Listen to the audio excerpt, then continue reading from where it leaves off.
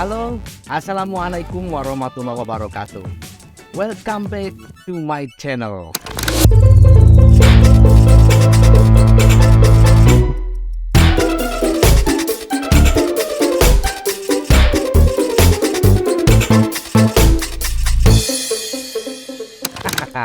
YouTube channelnya Andri Sulistiandri Channel, Instagram Andri_Sulistiandri, dan TikTok Andri Sulistiandri.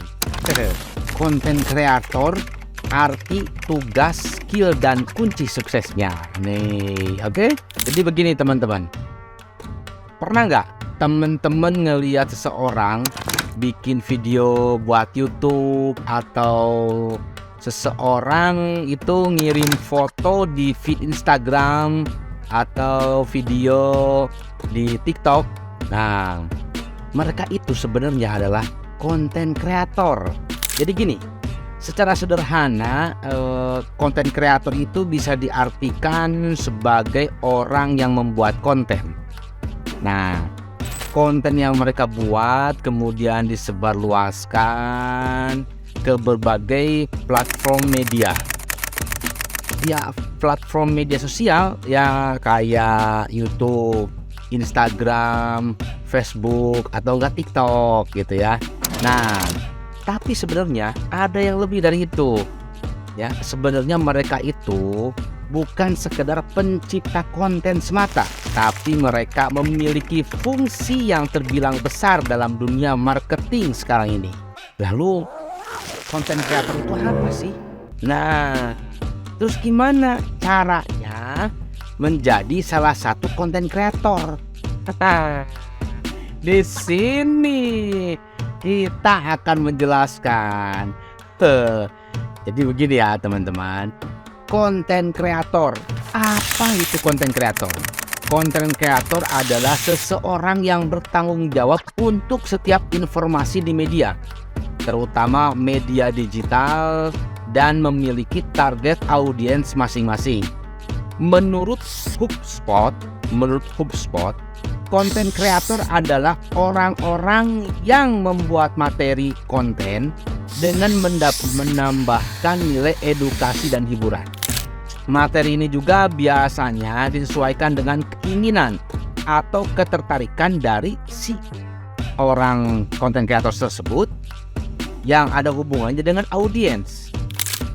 Ada beberapa ciri konten kreator ya, yang sekarang ini banyak semua orang hampir jadi konten kreator ya. Jadi di situ ada yang menggunakan platform untuk menyebarkan kontennya, selain kayak Facebook, Instagram, YouTube, TikTok, juga mereka terkadang ngudahin blog ya. Bukan kasar, bukan. Blog, e-book ya, untuk nyebarin kontennya. Terus tidak semua juga ya pencipta konten atau konten kreator itu berasal dari kalangan selebriti atau blogger, enggak, atau blogger mapan gitu, punya nama gitu, enggak. Jadi figur publik juga enggak. Nah, siapapun bisa menjadi konten kreator, termasuk kalian semua. Pada dasarnya ya, membuat konten itu bisa dan harus melibatkan kreativitas si kreatornya tersebut. Kreativitas ini akan menjadi alat si kreatornya untuk menarik perhatian orang-orang dan membuat mereka menonton atau melihat konten yang dibikin, bahkan bisa menghasilkan sesuatu. Nah, tapi terlepas dari itu semua, proses pembuatan konten itu tidak sekadar mengandalkan kreativitas saja. Ada juga logika yang perlu dipahami agar bisa menggait audiens. Di balik konten viral, ada strategi apik dan konten yang menarik yang dibuat oleh para konten kreator. Terus kan teman-teman sekarang sudah tahu apa sih konten kreator tersebut? Ya, konten kreator adalah orang yang mempunyai platform di media sosial kemudian memposting kegiatan-kegiatannya, mau itu foto atau video, itu sudah menjadi konten kreator. Gimana sih caranya biar sukses menjadi konten kreator? Nah, biar sukses menjadi konten kreator, ini juga menurut HubSpot ya. Menurut HubSpot, ada 9 kebiasaan yang kerap dilakukan oleh konten kreator yang sukses. 9 kebiasaan ini apa?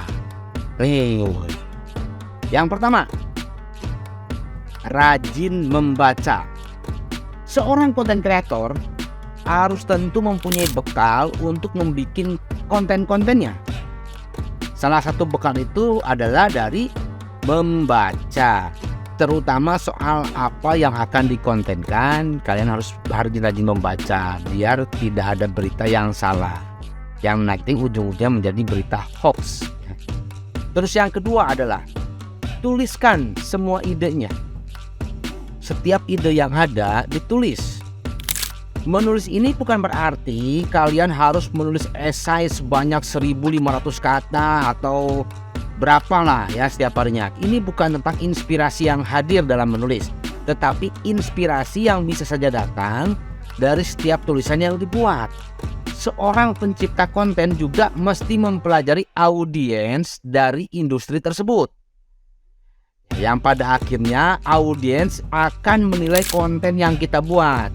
Kontennya baik apa enggak, lazim apa enggak, terus mengetahui audiens luar dalam apa enggak, yang nantinya hasilnya audiens akan menerima konten kita dan memberikan like, komentar dan segala halnya, mungkin juga bisa mendapatkan sesuatu dari industri tersebut. Nah, kita harus tahu lokasinya di mana, usianya berapa, gendernya apa, keluarganya apa, pekerjaannya apa, gajinya berapa. Dari situ konten kita bisa dibuat sesuai dengan keinginan audiensnya, ya. Terus yang keempat, buat konten yang original. Buat konten yang original atau orisinil, ya. Konten original di sini maksudnya adalah konten yang menjadi gaya dan ciri khas dari kamu. Gaya dan ciri khas ini yang akan membedakan dari pencipta konten yang lain atau konten kreator yang lain. Sorry ya, belepotan sedikit ya. Nah, sekarang ini ya, banyak para konten kreator di mana-mana. Nah, kalau kita nggak mempunyai ciri khas, itu tidak akan bisa membedakan. Malahan kita akan terpinggirkan, ya. Karena para konten kreator mungkin semuanya sama jenisnya. Kalau tidak mereview makanan, jalan-jalan, podcast, atau apapun itu, hampir semua orang sama, ya. Konten-kontennya hampir mirip dan hampir sama. Agar konten kita walaupun sama, tapi dilirik oleh audiens kita bahwa wah, ini ada yang menarik, ini ada yang khas. Contoh saya di sinetron kan sama, tukang ojek sama banyak ya. Tapi saya dikasih ciri khas oleh sutradara saya, yaitu berangkat. Yang kelima adalah kurasi konten orang lain. Kurasi itu apa? Kurasi itu maksudnya selain membagikan konten milik kita juga harus membagikan konten milik orang lain, dan kita harus melakukan sesuatu dengan konten tersebut dan tunjukkan bahwa kalian adalah seseorang yang ahli. Seperti saya sekarang, ini saya membaca blog orang lain. Nah, saya kurasi blognya, dibikin sebuah video untuk informasi kepada teman-teman gitu kan. Padahal saya juga nggak tahu saya mau bikin konten apa kan. Terus yang keenam adalah buat penilaian dari kontenmu. Nah, buat penilaian itu bukan dari kita sendiri. Buat penilaian itu dari orang lain, khususnya audiens yang menonton. Nah, kan internet sekarang udah menjadi sebuah tempat yang besar.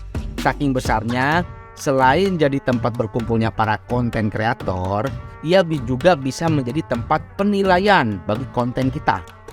Baik itu yang positif, negatif, penilaiannya banyak ya. Ada, ya kan istilahnya, suara netizen adalah suara yang paling benar. Dan itu memang benar gitu kan. Kalau netizen nggak suka, mereka nggak jujur. I don't like, saya tidak suka. Tapi kalau mereka suka, yes, I like gitu kan, ya saya suka kok kontennya.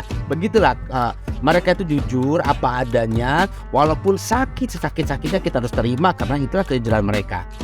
Oke, next. Yang ketujuh adalah bangun jejaring dengan konten kreator lain. Nah, ini yang dikatakan apa ya namanya tuh, collabs gitu kan, collabs. Jadi ya kalau bisa kita collabs dengan konten kreator yang lain.